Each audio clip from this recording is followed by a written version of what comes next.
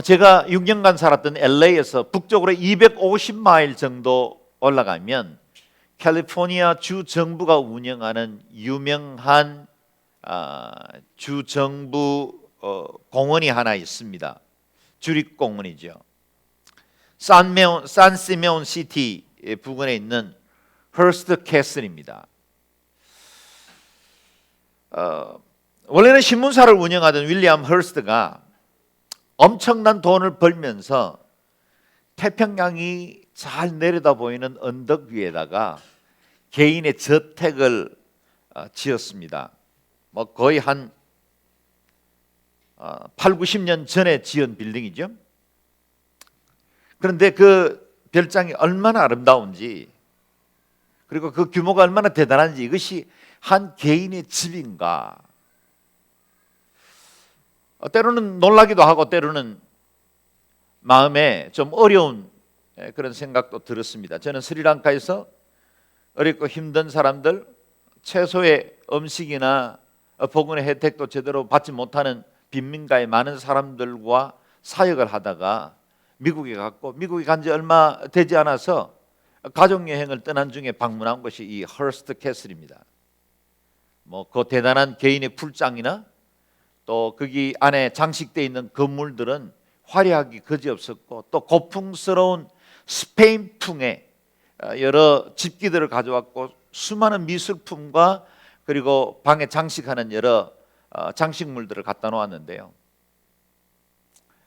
어떤 거는 스페인에 있는 집 대저택 하나를 통째로 사서 거기에 있는 물건들을 일일이 다 분해를 해서 배를 싣고, 지금으로부터 8, 90년 전이라고 상상해 보십시오. 배에 싣고 미국에 와서 그 언덕 위에다 그걸 지었습니다. 교통 물론 불편합니다. 개인들이 움직일 수 있는 경비행장 하나가 저택 밑에 있긴 하지만 대부분 차로 이동을 해야 하죠. 그리고 우리가 알만한 대통령이나 또 유명한 연예인들, 이 허스트의 개인 저택에 초대받지 못하면 자신이 유명 인사가 아니라고 간주할 만큼 그 저택은 대단히 유명했고, 사람들은 그 집에 초대받는 것을 굉장한 영광으로 알았습니다. 근데 윌리엄 허스트는 언론인이면서도 고미술품 수집에 특별한 애정을 갖고 있었습니다. 그래서 생전에 유럽이나 여러 중남미들을 다니면서 엄청난 미술품들을 사 모았습니다. 한 번은 유럽 왕실에만 사용되었다는 도자기 하나에 관한 소문을 듣게 되었습니다. 그 도자기를 꼭 소장하고 싶어서 여러 해 동안 유럽 여행 때마다 그 지역을 다니며 그 도자기를 수소문하기 시작했습니다. 그러나 제대로 만날 수가 없었고, 한 번은 어떤 분을 통해서 미국에 있는 대부호 한 사람이 이미 오래전에 사갔다는 소식을 알게 되었습니다. 그래서 미국에 돌아와서 허스트는 미국 안에 있는 여러 지역도 채널을 통해서 이 도자기를 소유한 분을 만나려고 애를 썼습니다. 그러다가 드디어 그 사람에 관한 정보를 확보하게 됐죠. 그 도자기를 산 사람은 다름 아닌 자기 자신 윌리엄 허스트였습니다. 오래전에 이미 사놓고 자신이 소장하고 있다는 사실조차도 잊어버리고 살았던 것입니다. 허스트의 에피소드를 생각해 보십시오. 우리는 우리 자신을 보는 것 같다는 생각을 해봅니다. 엄청나게 값진 보화가 자신에게 주어져 있다는 사실조차도 잊어버리고 또 다른 보화를 찾아 헤매는 우리 자신의 모습이 마치 그 도자기를 찾기 위해서 애를 쓰는 허스트의 모습과 비슷합니다.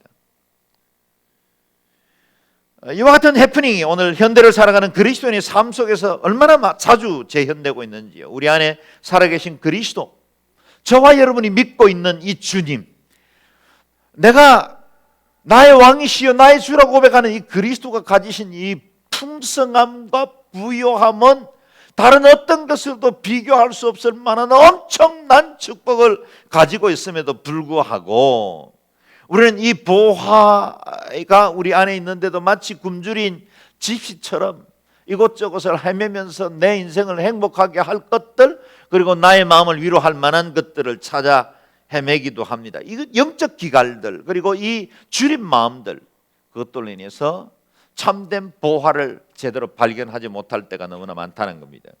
오늘 우리는 에베소 말씀을 통해서 우리 안에 있는 최고의 축복, 그리스도, 그 예수 그리스도를 발견하게 됩니다. 아마 이 자리에 계신 분들 중에 풍성한 삶을 살고 싶어 하지 않는 분들은 아무도 없을 겁니다. 다 저마다 우리 인생의 풍성한 삶을 살고 또 부유한 인생을 누리기를 원합니다. 그러나 충만한 기쁨과 행복, 그것의 답은 예수 그리스도입니다. 우리 안에 있는 최고의 축복, 그분은 예수 그리스도입니다. 그리스도 그분이 우리 인생의 모든 질문의 해답이고 우리가 요구하는 것에 근원이 되시고 그 모든 것을 소유하신 분이십니다. 진정한 삶의 근원 되신 그리스도가 우리가 1절에서부터 14절까지 묵상했던 성부, 성자, 성령 세 분 하나님이 우리의 구속과 우리의 삶을 위해서 태초전부터 예정하시고 그리스도께서는 구속하시고 성령님은 우리의 믿음을 끝까지 유지하시기 위해서 견인하시는 이 세 분의 합동작전으로 우리를 여기까지 이끌어 오셨다는 사실입니다. 그래서 여러분, 우리의 구원은 진짜 대단한 거예요.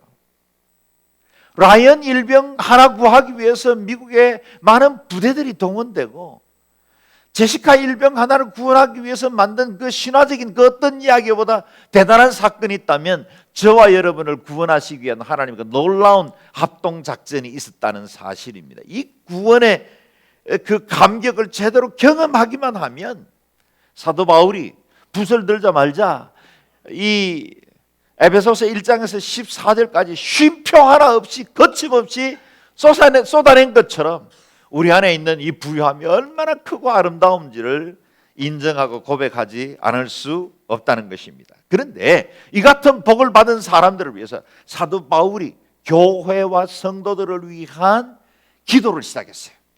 여러분, 이 기도, 오늘 본문에 등장하는 이 기도는 여러분이 암송하셔도 좋습니다. 그리고 이 기도는 다른 어떤 누군가를 위해서 중보할 때 붙들어야 할 아주 중요한 기도의 제목들을 담고 있습니다. 먼저 기도의 전제하는 15절 16절을 같이 읽어보겠습니다. 시작. 그러므로 주 예수 안에 있는 여러분의 믿음과 모든 성도들을 향한 사랑의 소식을 나도 듣고 내가 그 기도할 때마다 여러분을 생각하며 여러분으로 인해 감사하기를 그치지 않습니다. 아멘. 사도 바울은 두 가지 제목으로 에베소 교회에 대해서 먼저 감사를 하고 있습니다. 하나님 앞에 감사 기도를 드리는데 에베소 교회를 생각하니까 감사의 기도의 제목 두 가지가 떠오른 거예요. 첫째는 주 예수 안에 있는 믿음이다 그랬어요. 믿음. 둘째는 그들은 서로 사랑하고 있었다라는 겁니다. 에베소 교회 그야말로 상업과 문화의 중심지였고 그만큼 제우스나 아데미나 각각의 우상들에 의해서 타락하던 도시였어요. 무역이 성행했던 해변 도시였기 때문에 수많은 상인들이 오가면서 그곳에 엄난하고 부정적인 것들이 가득한 도시였어요. 그런데 그 도시 한가운데 살아가는 소수의 그리스도인들이 오늘날처럼 우리 온누리 교회처럼 많은 성도들이 모여있는 그런 교회도 아니었어요. 에베소 교회는 겨우 두란노 서원에서 이제 막 제자 훈련이 시작됐고 거기서 작은 신앙 공동체가 이 큰 위협 앞에서 겨우겨우 믿음을 지켜나가던 그런 공동체였어요. 그런데 그 공동체가 세상의 유혹이나 그 핍박이나 시험 앞에 흔들리지 않고 믿음을 지켜나가고 있다는 그 사실에 대해서 너무 감사하고 또 그들이 그 믿음의 공동체 안에서 서로 사랑하고 있다는 것이 사도 바울에게 너무나 감사했다는 거예요. 다시 말해 에베소 교회 성도들의 믿음은 사랑이라는 삶으로 열매를 맺고 있었어요. 오늘날 우리 교회의 위기는 뭡니까? 우리는 믿고 있어요. 아는 것들은 많아요.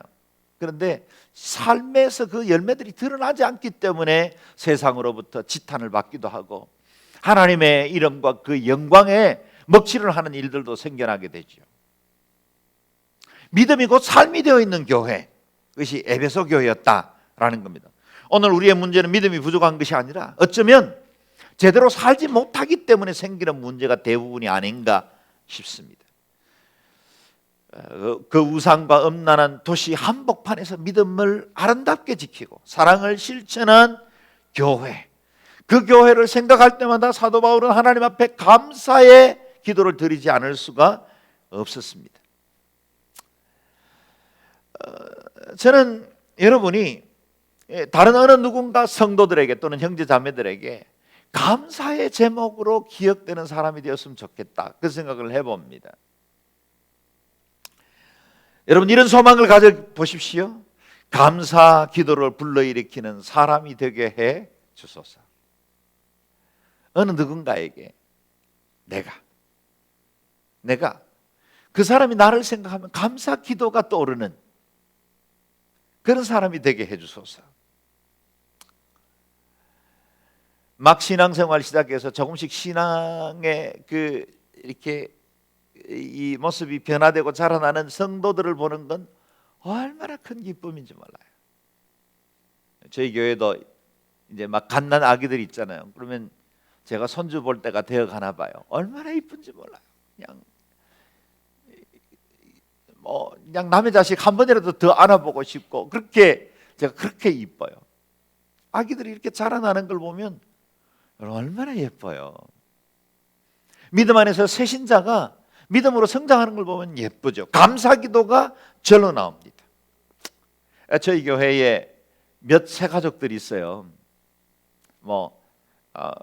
다른 교회에서 이미 신앙생활을 하다가 이사를 오거나 아니면 또 가까이에 이렇게 좋은 신앙 공동체를 찾아서 오신 분들도 있죠. 그런데 막 저희 교회에서 예수 믿거나 이제 아주 초신자인데 믿음이 교회에서 자라나는 성도들을 보면 저는 그렇게 이뻐요. 그렇게 제가 가서 더 인사하고 커피 한 잔 못 사서 제가 안달이 납니다. 새신자들에겐 그래요. 근데 이분이 혼자 신앙생활을 하다가 어느 날 보니까 남편을 데리고 왔더라고요. 남편이 처음에는 데리고 왔는데 1층에 커피숍에 기다리고 있는 거예요. 예배 마칠 때쯤에 와가지고 커피숍에 기다리고 있다가 식사 시간 되면 예배 드리고 내려온 아내와 함께 식당에 가서 밥 먹고 또 커피 마시고 여상스럽게 대화하고 같이 놀다가 가세요. 근데 이런 분들은 거의 이미 들어온 거거든요. 근데 남편이 그러더니 몇 달이 지나서 이제는 예배실까지 올라왔어요. 그러다가 지난번 텀에 새 가족으로 등록했어요. 4주 과정 다 마치고 새 가족으로 등록했는데 얼마나 이쁘고 좋은지 몰라요. 그러니까 이분이 나오니까 또 다른 여자분들끼리 이렇게 학부모, 제1초등학교 학부모들인데 또 여자들끼리 이렇게 또 교회를 나오니까 또 남편들도 하나씩 더 나오더라고요. 아직 예배실에 올라오지 않은 채로 커피숍 성도가 없지는 않습니다. 괜찮아요. 이미 여기까지 오면 다 들어온 거예요. 그런 분들을 보면 너무 기쁘고 하나님 앞에 감사의 제목이 절로 그냥 터져 나와요. 저는 우리 성도님들 안에 서로를 생각하면 그런 감사가 넘치는 관계가 되었으면 좋겠어요. 아내가 남편을 보면 남편 생각하면 늘 하나님 감사합니다. 어떻게 이렇게 좋은 남편 주셨는지. 남편이 아내 생각하면 나같이 부족한 사람에게 이렇게 많이 참고 기다려주고 따뜻하게 가정을 지켜준 아내를 주신 하나님 감사합니다. 그게 사랑의 관계죠. 감사의 제목을 나눌 수 있는 부부관계입니다. 자녀들을 생각하면 하나님 어떻게 제 몸에서 이렇게 이쁘고 귀한 아이들이 태어났어요. 그죠? 어떻게 이렇게 이쁜 아이들 예배하고 하나님 사랑 안에서 잘 성장하고 엄마 아빠 귀한 줄 알고 여기고 감사의 제목이 되는 자녀들이죠. 부모님 생각할 때 동시에 그런 제목이 나올 수 있죠.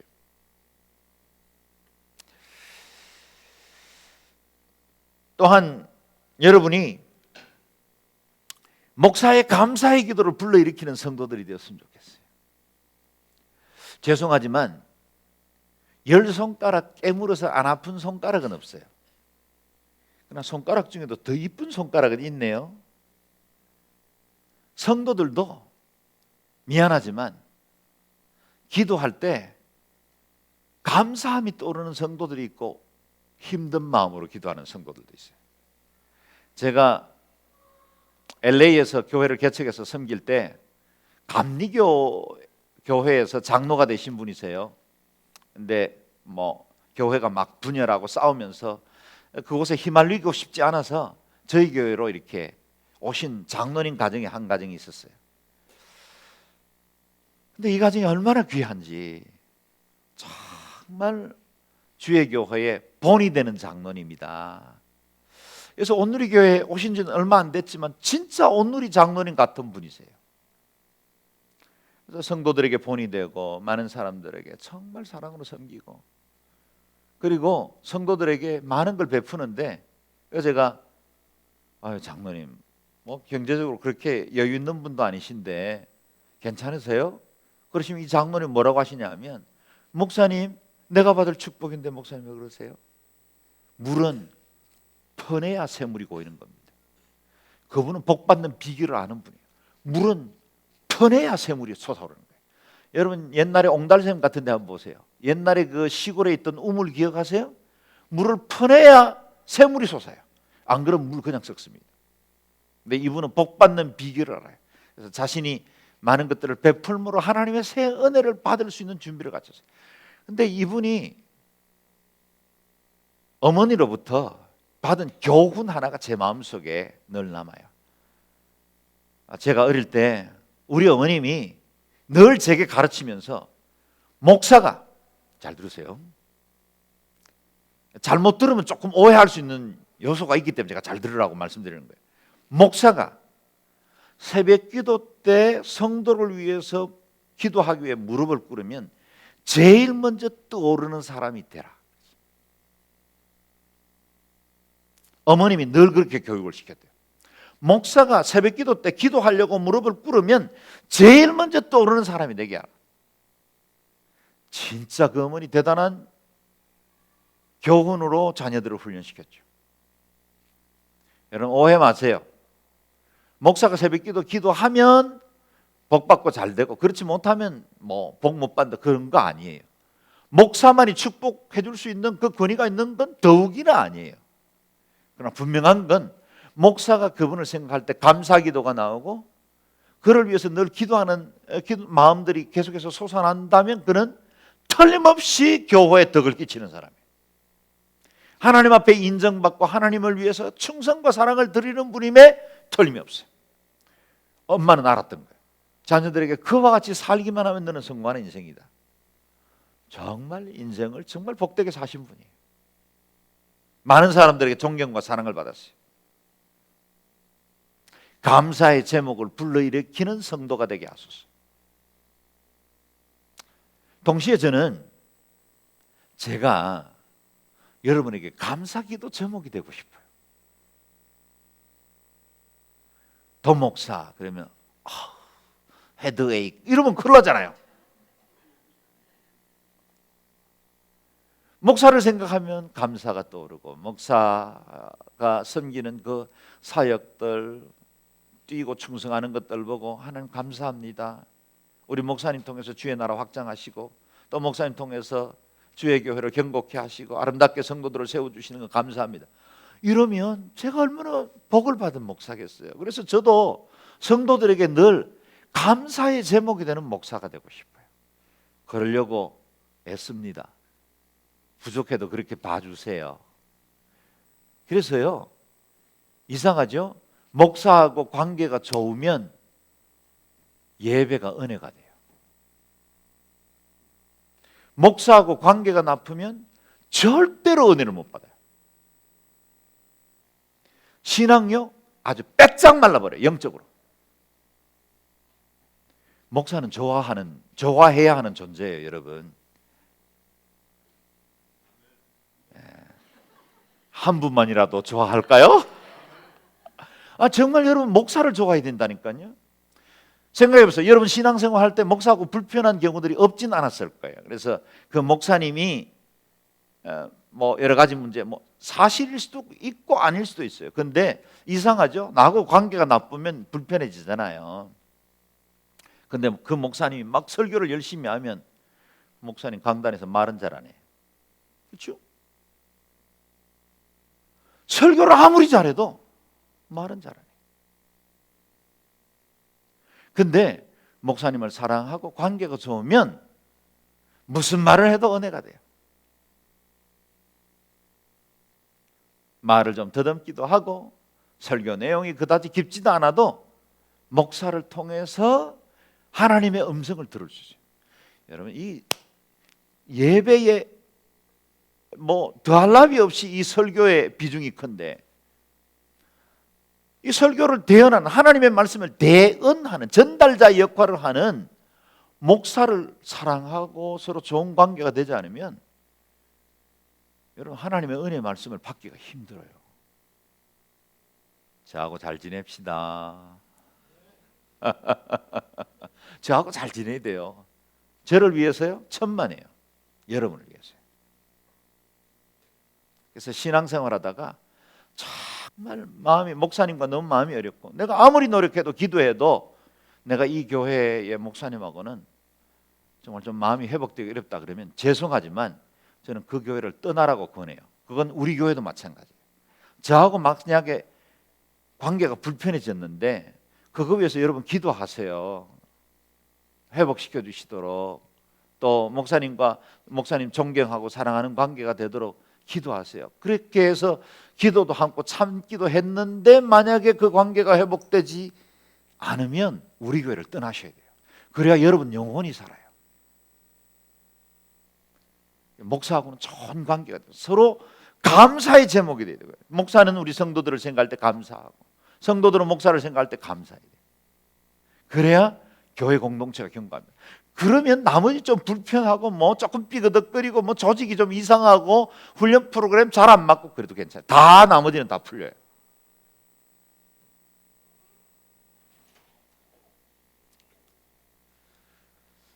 사도 요한은 요한 3서 4절에서 이렇게 고백하고 있습니다.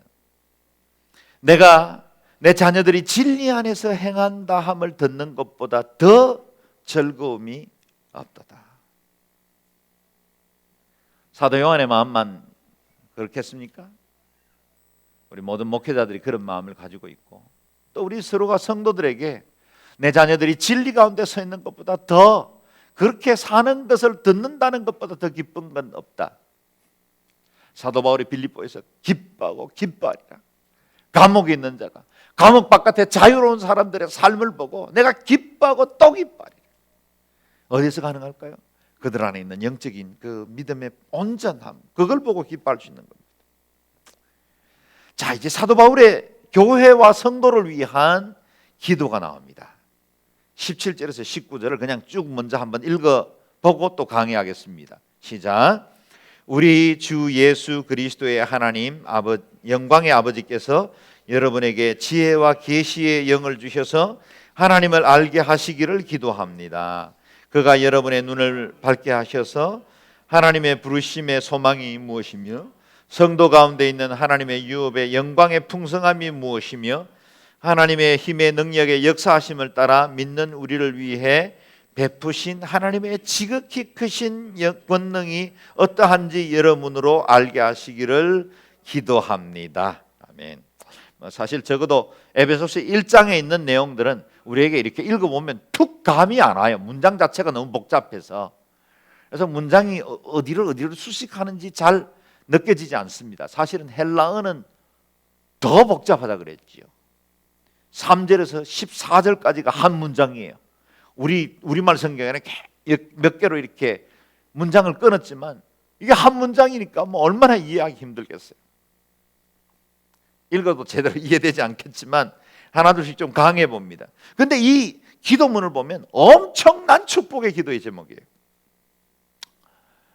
사실은 이 말씀 가지고 좀 서로를 축복하면 좋겠어요. 뭐 지금 오늘 이 시간에 하지는 않겠지만 이 말씀을 그냥 읽으면서 자녀들을 축복할 때, 남편과 아내가 서로 축복할 때 이 방금 읽었던 이 말씀을 서로 읽어주면 주기만 해도 복이 돼요. 요약하면 이렇습니다. 하나님을 온전히 알게 되시기를 빕니다. 하나님을 온전히 알게 되게 하시기를 빕니다.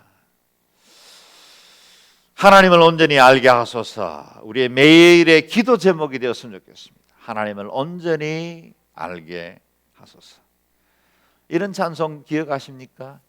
예수도 알기 원하네 크고도 넓은 은혜와 대속해 주신 사랑을 간절히 알기 원하네. 다 함께 내 평생의 소원 내 평생의 소원 대속해 주신 사랑을 간절히 알기 원하네. 아멘. 예수 더 알기 원하네. 크고도 넓은 은혜와 대속해 주신 사랑을 간절히 알기 원하네. 저는 이 찬송시의 배경을 잘 모르지만 이 말씀을 읽어보면 바로 이 본문에서 뽑았구나 이 생각이 들어요. 바로 이 본문에서. 본문 내용과 거의 일치합니다. 우리 하나님의 그 큰 사랑 대속의 은혜 더 온전히 알게 하소서. 우리가 주님을 온전히 알면요 인생의 문제들의 많은 것들이 해결됩니다. 여러분 우리가 앞이 보이지 않고 내일 무슨 일이 벌어질지 모르기 때문에 이렇게 저렇게 미래에 대한 것에 대해서 알고도 싶고 또 예언한다는 분들의 기도도 받고 싶어 하지만 우리가 하나님의 사랑을 온전히 알면 나머지 문제는 그냥 해결돼요. 하나님의 사랑을 온전히 알면 하나님의 사랑에 대한 신뢰 그리고 그분이 날 사랑하시기 위해서 얼마나 큰 대가를 지불하신지를 제대로 믿음으로 받아들이기만 하면 지금 앞이 안 보이고 지금 힘들어도 두려워할 필요가 없습니다. 왜냐? 하나님의 사랑이 우리를 신실하게 인도해 주신다는 것을 성경이 말하고 있고 그 성경의 주님이 곧 저와 여러분의 아바 아버지 되시기 때문입니다. 그렇다면 어떻게 하나님을 온전히 알아갈 수 있을까요? 오늘 본문에는 지혜와 계시의 영으로 알 수 있다. 지혜와 계시의 영. The spirit of wisdom and revelation. 지혜와 계시를 주시는 분, 영. 그 영을 통해서 우리가 하나님을 온전히 알아갈 수 있다. 여러분 계시는 열어 보여주는 것이지 우리가 노력해서 아는 게 아닙니다. 열어보는 게 아니에요. 계시는 그래서 언제나 수동태입니다. 지혜 역시 하나님이 주시는 것입니다. 야고보 선생이 말했듯이 지혜는 하나님께 구하여 얻는 것입니다. 우리가 잘 아는 유명한 야고보서 1장에 말씀하시죠. 누구든지 지혜가 부족하거든 모든 사람에게 후히 주시고 꾸짖지 아니하시는 하나님께 구하라. 하나님께 구하라. 지혜 누구에게 구할까요? 하나님께 구합니다. 그러면 그 다음에 말씀이 중요하죠. 그리하면 주시리라. 그리하면 주시리라. 우리 하나님께 지혜를 구하시면 주시겠다 약속하셨어요. 하나님께 지혜와 계시의 영을 구하십시오. 계시의 영이 무엇입니까? NIV 영어 성경은 영을 의미하는 스피릿을 대문자로 스피릿 그렇게 표현했습니다. 대문자로 스피릿을 표현했다는 말은 어떤 특정한 존재를 의미하죠. 다시 말해서 우리가 알고 있는 성령님을 가리킵니다. 성령님. 우리가 진정으로 하나님을 알 수 있는 방법은 지혜와 계시를 주관하시는 성령님의 도움을 받는 것입니다. 그 성령님이 내 마음에 임하면 18절과 같이 우리 마음문, the eyes of heart, 우리의 마음 눈이 밝아지기 시작합니다. 마음 눈이 밝아지면 주님의 뜻이 분명해지기 시작해요. 안경 쓰시는 분들은 눈이 밝아진다는 말을 매일매일 경험하지 않습니까? 저녁에 안경 벗어놓고 잠자리에 들었다가 아침에 깨면 앞이 희미하게 잘 보이지 않죠. 그래서 씻고 안경 끼면 모든 사물들이 또렷하게 보이지 않습니까? 어린 시절에는 저는 이 눈 나쁜 사람들, 안경 끼는 분들이 도대체 어떤 느낌인지가 굉장히 궁금했어요. 그때 궁금해하지 않아도 됐을 뻔했어요. 그래서 나 다른 사람 안경 쓰는 거 안경도 껴보고 그냥 눈 어찌어찌해서 이렇게 막 벗고 그랬는데, 지금이야 매일매일 지혜와 계시의 영이 임할 때 눈이 밝아진다는 말이 무언지를 내 육안으로 확인을 해요. 이 신기한 물건을 코 위에 걸치기만 하면 세상이 또렷해 보이죠. 여러분, 우리가 내 인생이 다 해석되지 않잖아요. 알고 싶은데, 왜 이런지 궁금한데 다 안 보일 때가 많지요. 영안이 열리지 않으면 세상의 이치와 삶에 일어나는 일들이 혼란스럽고 앞이 불투명해 보입니다. 영적인 세계에서 일어나는 많은 일들에 대해서도 부요하고 풍성하신 하나님의 영적 세계가 있는데 그걸 누리지를 못해요. 보여야 누리지요. 그래서 우리에게 지혜와 계시의 성령님의 도움이 절대적으로 필요하고, 그 성령님이 우리에게 임할 때 우리의 영안이 열려서 내 인생도 해석되고 사물과 이치도 밝혀지게 되고, 그리고 내 불안하던 미래에 대해서도 담대하게 확신을 가질 수 있습니다. 여러분, 우리가 예전에 하나님을 알지 못할 때는 그야말로 무엇이 참된 신인지, 이 세상이 어떻게 어디서 어디로부터 어떻게 왔는지조차도 알지를 못했죠. 저희 가정은 어린 시절에 불교를 따르는 샤머니즘 또는 샤머니즘적인 불교도 혼용해서 다 했으니까요. 어린 시절에 어머님 절에 공양하러 가면 저도 따라갔습니다. 여기에 절해라, 여기 절해라 그러면 화상 보고 또 무슨 우상 보고 계속 절을 하고, 또 정월 대보름날 밝은 달이 뜨면 가서 절해라.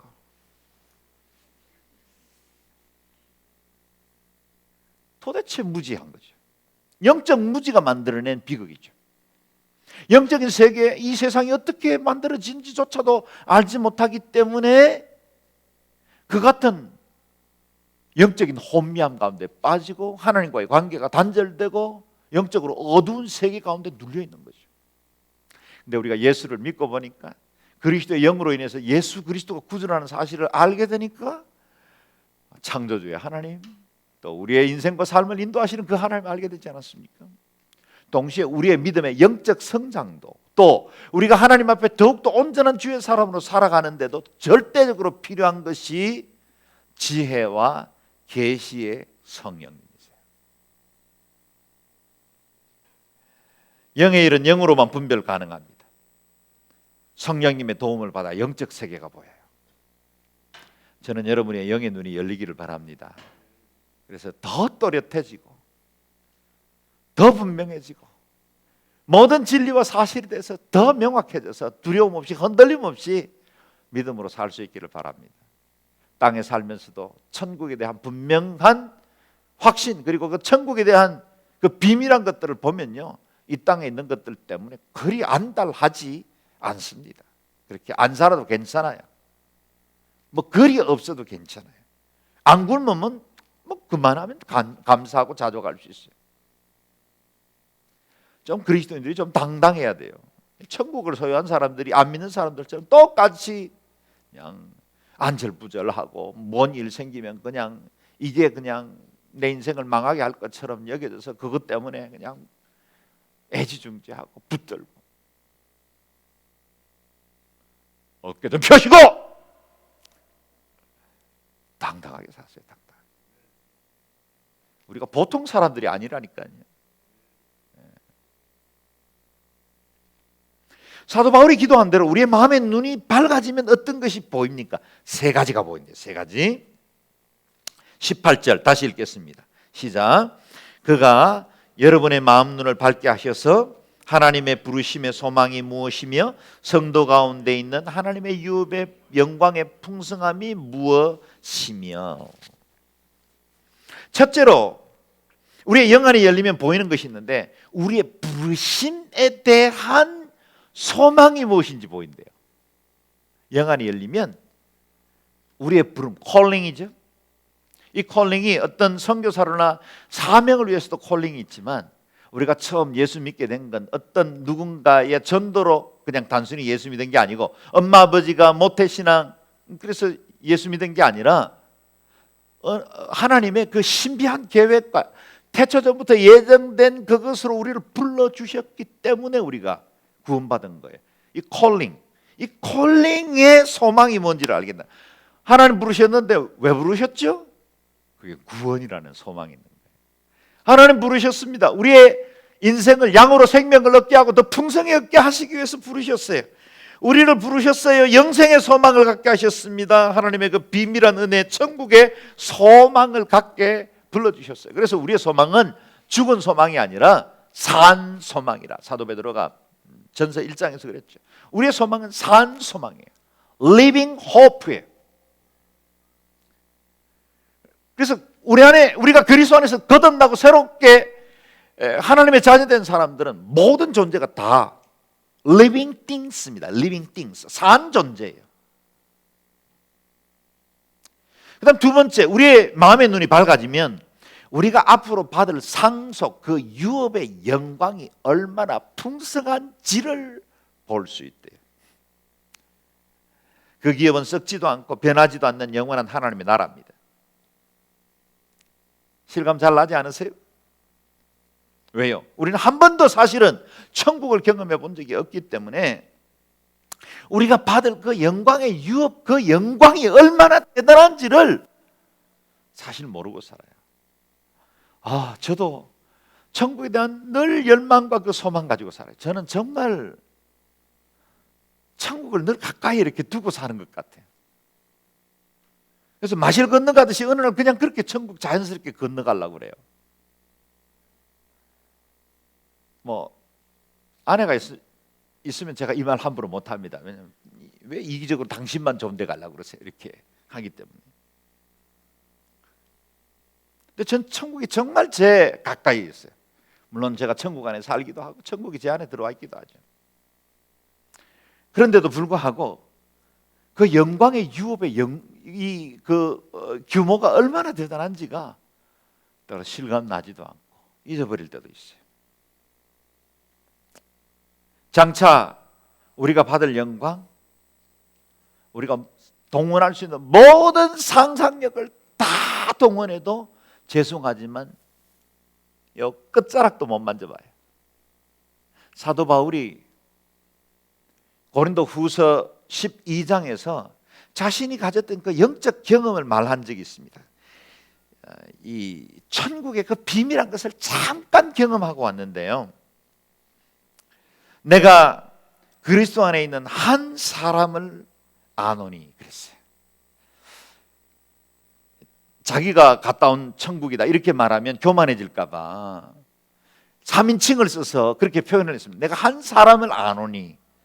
그리고 나서 고백을 했는데요. 14년 전에 그가 셋째 하늘에 이끌려 간 자라, 내가 이런 사람을 아노니 그가 낙원에 이끌려 가서 말할 수 없는 말을 들었으니 사람이 가히 이르지 못할 말이로다. 사도 바울이 삼청천, 당시의 세계관으로 보면 지금 우리가 이렇게 살고 있는 여기가 1청천이에요. 그리고 저 푸른 하늘 넘어가 2청천입니다. 그리고 그 너머에 3층천, 하나님의 보좌가 있고 영원한 우리가 알고 있는 그 천국이 열려 있다고. 당시의 세계관은 하늘을 이렇게 세 개의 층으로 나눴어요. 3청천으로 끌려갔다는 말은 천국에 이끌려간 거예요. 천국에. 우리도 내가 본 천국이라든지 또 임사 체험을 한 사람들에 대한 고백, 이런 여러 가지 이야기들이 나와서 죽음 이후의 세계가 얼마나 비밀스럽고 영광스러운지를 말해주는 간증집들이 없지는 않죠.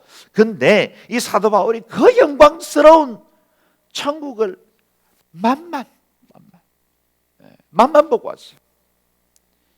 근데 이 맛만 보고 온 이 천국으로도 그의 삶의 패러다임이 완전히 바뀌었어요.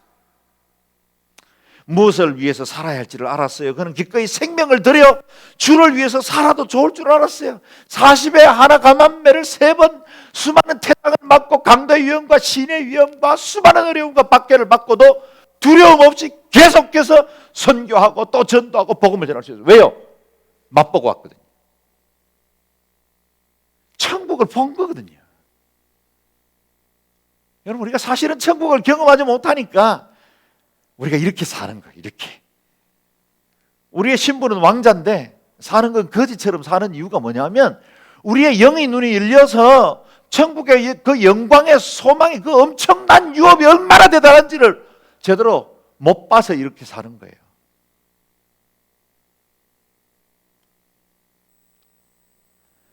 이와 같이 복음을 위해서 살던 사도 바울은 고백하기를 현재 당하는 고난은 장차 나타날 영광과 좋기 비교할 수 없다. 비교할 수 없다. 이 땅에서 당하는 고난들 많지만 그것들 장차 나타날 영광에 비하면 이 정도 지불해도 괜찮아요. 여러분, 이만큼 보배로운 예수예요. 이만큼 존귀하신 하나님이세요. 여러분, 우리가 앞으로 가게 될 천국이 이렇다니까요. 제발 좀 진짜 우리가 누리는 이 천국을 제대로 우리의 영의 눈을 열고 우리가 그 비밀을 알기만 한다면 그것을 나의 믿음으로 받아들일 수만 있다면 우리 이렇게 안 삽니다. 이렇게 안 살아야 되는 것이 정상이에요. 투자해도 괜찮습니다. 희생해도 괜찮아요. 좀 못 살아도 괜찮아요. 시집 못 가도 괜찮아요. 아유, 서운하지? 미안해. 괜찮다니까요.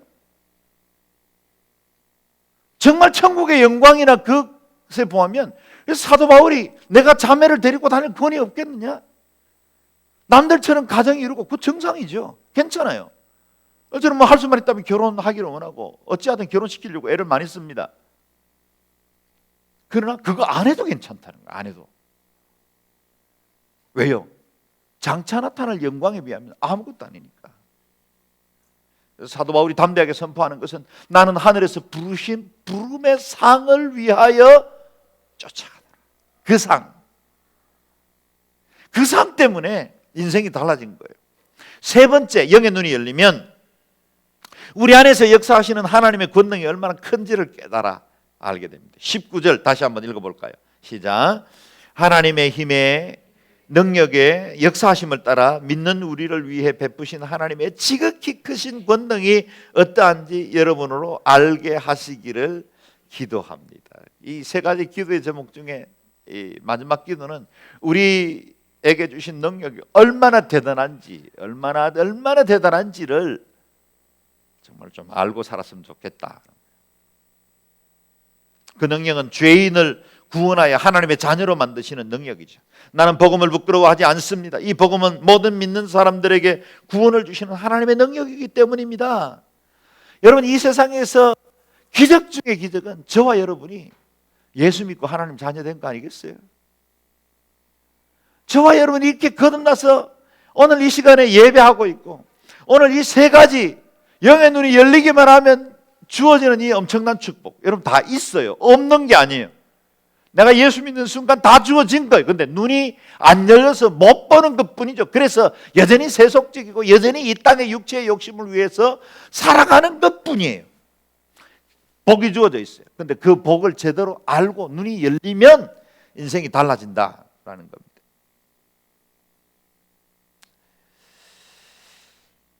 열왕기 하 6장에 보면 재미있는 이야기가 나옵니다.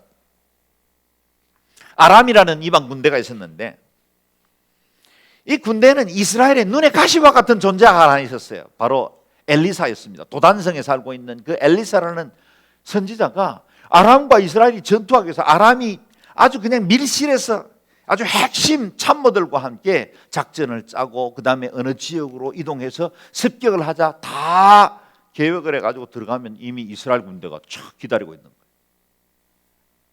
도대체 이거 누가 첩자냐? 누가 도대체 스파이냐? 이게 전쟁에 몇 번 실패하고 나니까 너무 깝깝해서 도대체 이게 무슨 일이야? 그랬더니 한 참모가 도단성에 엘리사라는 선지자가 있는데 우리가 밀실에서 아무리 해봐야 그 양반이 다 알아채고 이스라엘 군대에 알려줍니다. 그래서 그러면 엘리사를 먼저 죽여버리자. 그러고는 엄청난 군대를 단 한 사람을 잡기 위해서 총칼로 무정한 사람도 아니에요. 민간인이죠. 그야말로. 그를 잡기 위해서 엄청난 군대를 이끌고 도단성에 엘리사의 집을 포위를 했어요. 겹겹이. 엘리사는 알았을까요? 몰랐을까요? 당연히 알았죠. 겹겹이 싸는데도 두려워하지 않았어요. 그만 편안하게 잠잤습니다. 근데 아침에 그 종 게하시가 눈을 떠서 보니까 어마어마한 아람의 군대가 자기 집을 뺑뺑 포위 싸고 있는 걸 보았거든요. 그냥 스승님에게 달려가서 스승님 큰일 났습니다. 지금 이 아람의 군대가 우리를 완전히 포위하고 에워쌌습니다. 어떡하지요? 이 똑같은 현실을 보고도 전혀 다른 두 가지 반응이 나온 거죠. 엘리사는 여전히 아무런 요동이 없고 게하시는 이것 때문에 막 불안하고 두려웠답니다. 여러분, 우리 앞에 주어지는 많은 일들도 그래요. 믿음의 사람들이 보는 현상이나 사건과 믿음 없는 사람이 보는 현상과 사건의 해석이 다를 수밖에 없죠. 엘리사가 무서웠던 그 종 게하시를 위해서 기도를 했어요. 하나님, 게하시의 눈을 열어 보게 해 주소서. 게하시에게 무슨 일이 일어났습니까? 같이 한번 읽어보시죠. 시작. 여호와께서 그 청년의 눈을 여심해 그가 보니 불말과 불병거가 산에 가득하여 엘리사를 둘렀더라며. 지금 엘리사의 집을 포위하고 있는 것보다 훨씬 더 강력하고 많은 군대가, 그것도 불말과 불병거가, 하늘의 영적 천사들이 그것을 둘러싸고 그 집을 보호하고 있다는 사실을 보게 된 겁니다. 봤어요. 보니까 게하시도 달라진 겁니다. 사랑하는 여러분, 만약에 우리가 이 땅을 살면서 내가 어디로 가든지 무엇을 하든지 하나님의 천군 천사가 날 보호하고 주의 은혜의 손이 나를 붙들고 있다는 걸 제대로 믿기만 한다면, 그렇죠? 그럼 우리가 얼마나 담대하게 살까요? 이 세상에 주어지는 많은 일들, 우리의 해석이 얼마나 달라질까요? 우리에게 지혜와 계시의 영이 임하고 마음의 눈이 밝아지면 전혀 다른 세상을 볼 수 있습니다. 저는 이 오후에 여러분들의 영안이 열리기를 바랍니다. 그래서 이 에베소서에 약속되어진 이 세 가지 축복을 여러분이 보시기를 바라고 취하시기를 바라고, 그것으로 인해서 이 땅에 살지만 어느 날 천국 가서 누리는 그 천국으로 머물지 말고 이 땅에서 그 영적인 권세, 그 은혜를 누릴 수 있기를 바랍니다. 우리의 마음의 눈이 밝혀 주의 신실한 계획을 보기 시작하면 세상이 알 수도 줄 수도 없는 놀라운 평강이 나를 감싸기 시작합니다. 여러분의 마음의 눈이 밝아지기를 바랍니다. 사도 요한을 통해 주님께서 라오디게아 교회에 주신 말씀과 같이 안약을 발라 보게 하여라. 지혜와 계시의 성령님을 보내주셔서 이 시간 마음의 눈이 열리게 하시고 하나님의 비밀한 계획과 손길을 보게 하여 주옵소서. 오늘 이것이 여러분의 기도가 되기를 바라고, 여러분 안에 영적 눈과 그 비밀한 계시들이 열리기를 주의 이름으로 축복합니다. 이 시간에 다 같이 자리에서 한번 일어서서 기도할까요? 기도할 때 하나님, 오늘 본문처럼 이 본문이 저를 위한 기도가 되기를 바라고, 또 제가 알고 있는 분들 중에 아직도 영적으로 신앙생활을 하긴 하지만 온전히 살아가지 못하는 분들, 영의 눈이 열릴 수 있도록 은혜 베풀어 주옵소서. 이 시간에 같이 통성으로 같이 기도하겠습니다.